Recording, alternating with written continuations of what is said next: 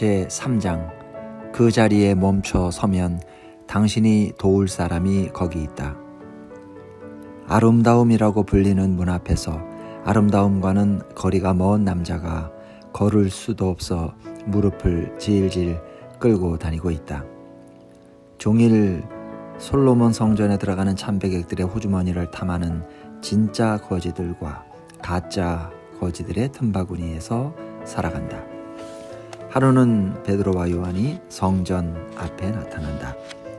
이 거지는 사도들을 보고 목청 높여 구걸한다. 사도들도 빈털털이지만 일단은 발걸음을 멈춘다. 베드로가 요한과 더불어 주목하여 이르되 우리를 보라 하니 베드로와 요한이 하도 불쌍한 표정으로 거지를 뚫어지게 바라보니 그가 그들에게서 무엇을 얻을까 하여 바라보거늘 베드로와 요한은 눈살을 찌푸리지도 않고 경멸조로 바라보지도 않고 비웃음을 흘리지도 않는다. 그저 애처롭게 바라볼 뿐이다. 고통을 마주하는 것은 생각만큼 쉽지 않다. 그래서 우리는 고개를 돌려버린다. 못 본 척 다른 곳을 응시한다. 인간 고통은 그리 보기 좋은 광경이 못 된다. 파키스탄 난민의 떼국이 흐르는 뺨, 페루 고아의 휘둥그레진 시선, 그리고 스탠리쉽과 내가 펜실베니아에서 만난 떠돌이의 지저분하게 뒤엉킨 희끗한 수염. 스탠리는 내 영적 아버지다. 나보다 30살이나 많다. 매부리 코의 얇은 입술, 가운데가 덩 빈 백발.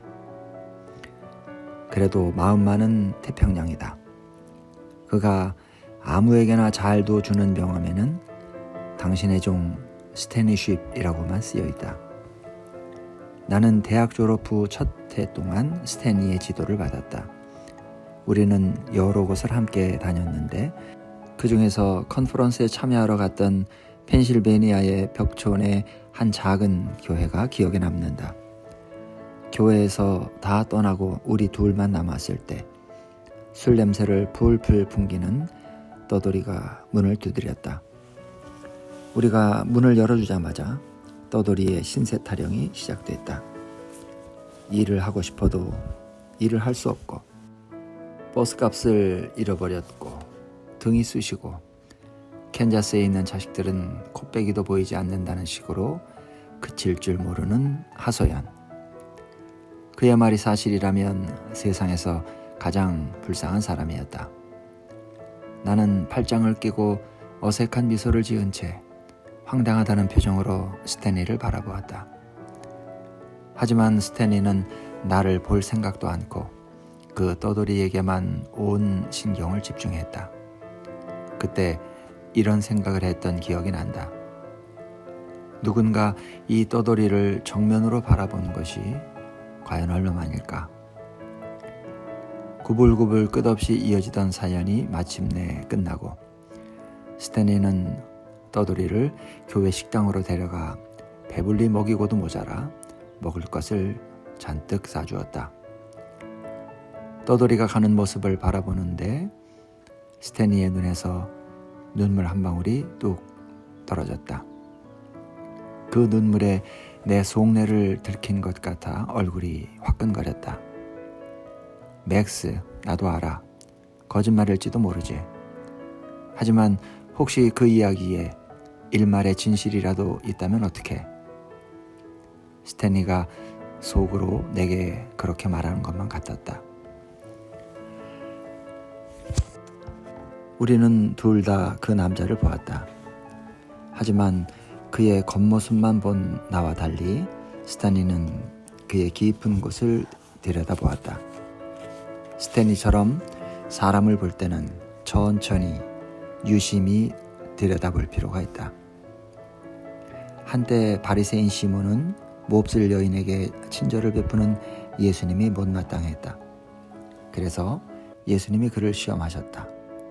이 여자를 보느냐? 시몬은 이 여자를 보지 않았다.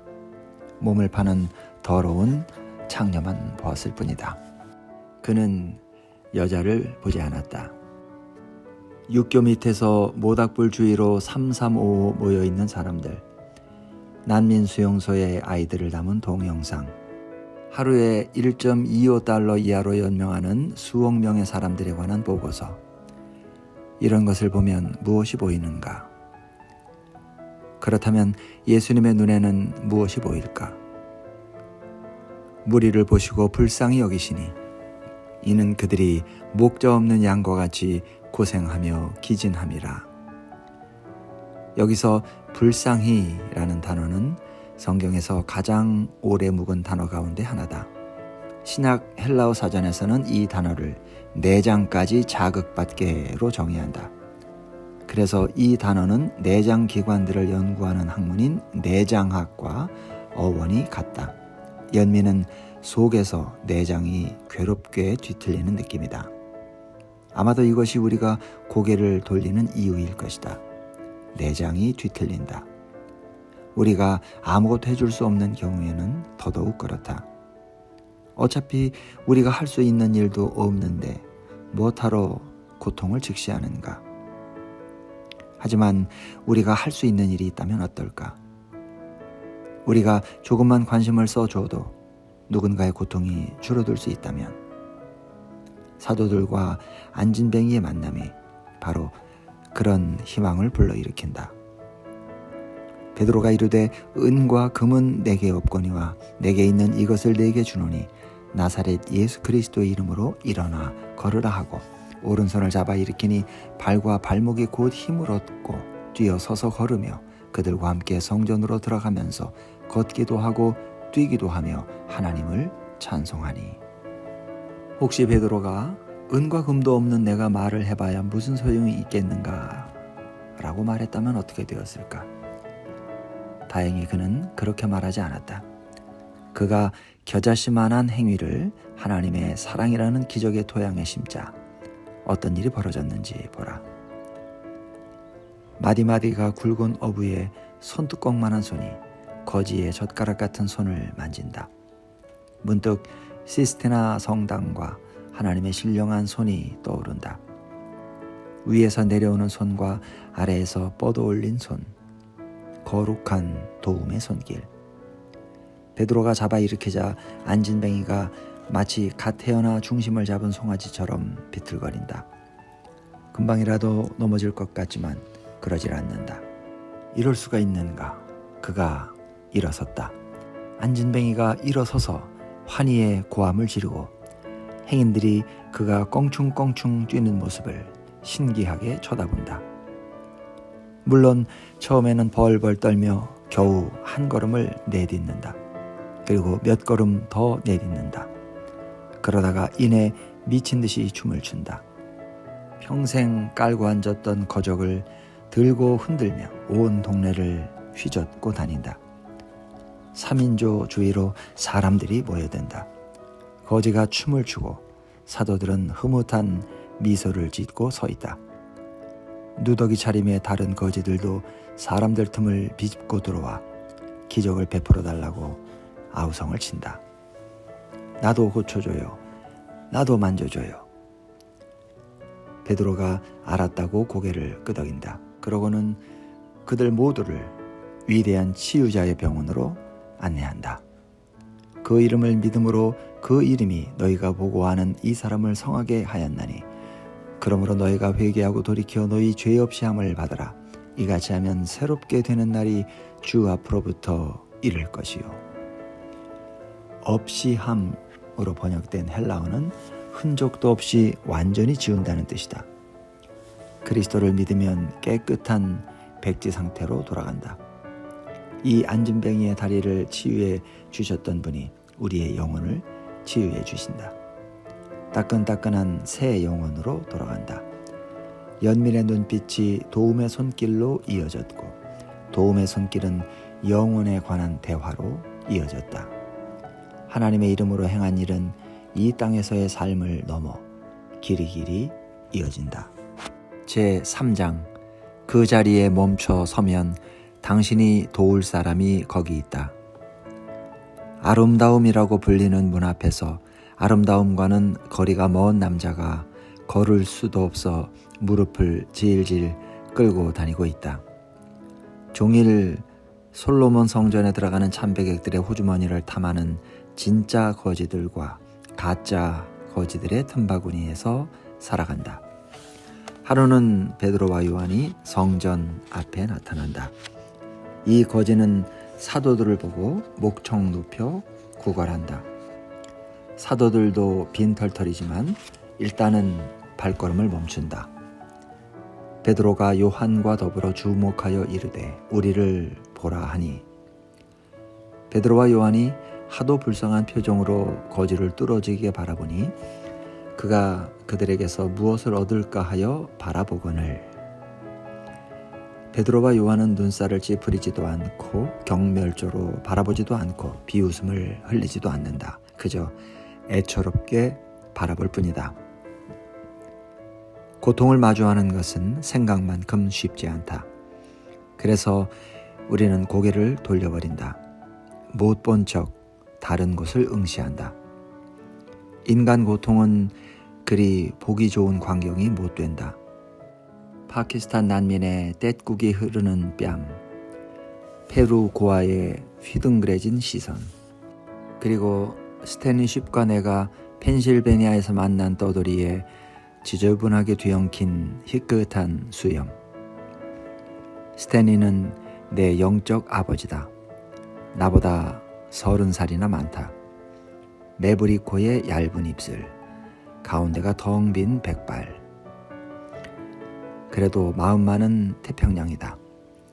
그가 아무에게나 잘도 주는 명함에는 당신의 종 스탠리쉽이라고만 쓰여있다. 나는 대학 졸업 후 첫 해 동안 스탠리의 지도를 받았다. 우리는 여러 곳을 함께 다녔는데 그 중에서 컨퍼런스에 참여하러 갔던 펜실베니아의 벽촌의 한 작은 교회가 기억에 남는다. 교회에서 다 떠나고 우리 둘만 남았을 때 술 냄새를 풀풀 풍기는 떠돌이가 문을 두드렸다. 우리가 문을 열어주자마자 떠돌이의 신세 타령이 시작됐다. 일을 하고 싶어도 일을 할 수 없고, 버스값을 잃어버렸고, 등이 쑤시고, 캔자스에 있는 자식들은 코빼기도 보이지 않는다는 식으로 그칠 줄 모르는 하소연. 그의 말이 사실이라면 세상에서 가장 불쌍한 사람이었다.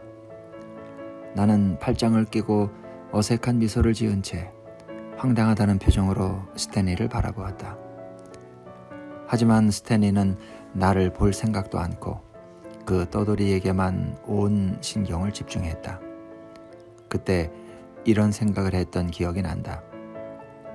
누군가 이 떠돌이를 정면으로 바라본 것이 과연 얼마만일까? 구불구불 끝없이 이어지던 사연이 마침내 끝나고 스탠리는 떠돌이를 교회 식당으로 데려가 배불리 먹이고도 모자라 먹을 것을 잔뜩 싸주었다. 떠돌이가 가는 모습을 바라보는데 스탠리의 눈에서 눈물 한 방울이 뚝 떨어졌다. 그 눈물에 내 속내를 들킨 것 같아 얼굴이 화끈거렸다. 맥스, 나도 알아.